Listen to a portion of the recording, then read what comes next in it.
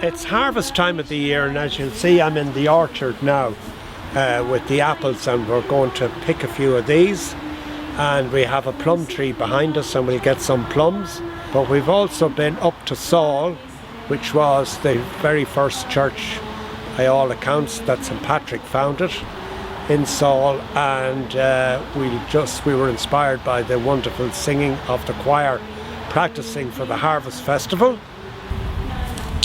So you can see the apples are particularly good on the tree. Some of them are turning slightly, have a slight bit of colour in them, but they're wonderful cooking apples, and these will be perfect mixed with the plums.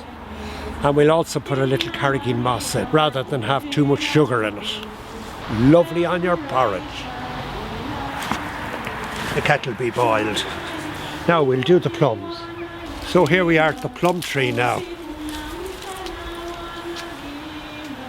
And these go so well with the apples. So I'll pick a few that are on the ground as well. The fallen ones. Lovely.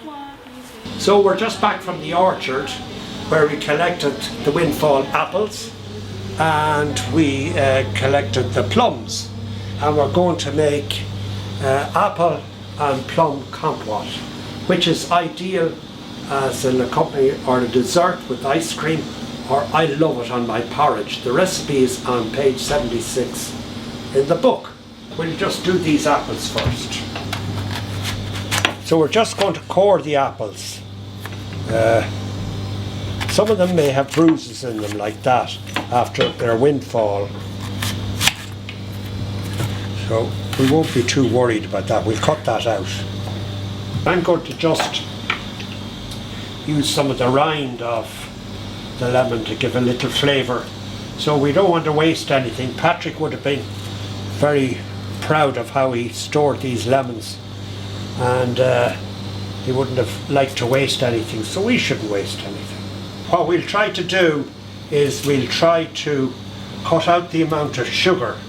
So what we're going to do is use carrageen moss, which you can get this, and it's pretty easy to get in the fishmongers, or in most supermarkets now would have it, and that will thicken as the sugar would have thickened, so we can cut down on the amount of sugar.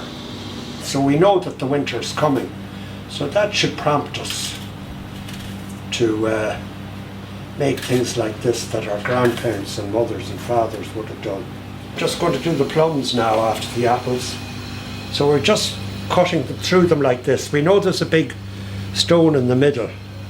We'll kind of go around that a little bit. That's the stone is in there. And look at the lovely, luscious fruit. So that goes into the pot. These all go in. The sugar.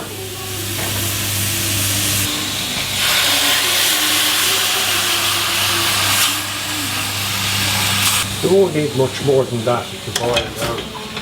And now we can use our carrageen. Put it in there, and it will dissolve into it. You won't even notice it. It'll help thicken it. So there she boils.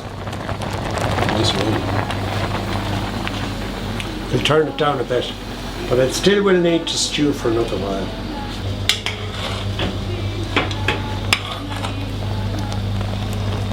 Isn't it lovely colour? Some of our mottos, and way back in Patrick's time, would have been throw nothing out, waste nothing. So all the jam jars and everything that I get, I save them up, but I always have an idea I'm going to put something back into them.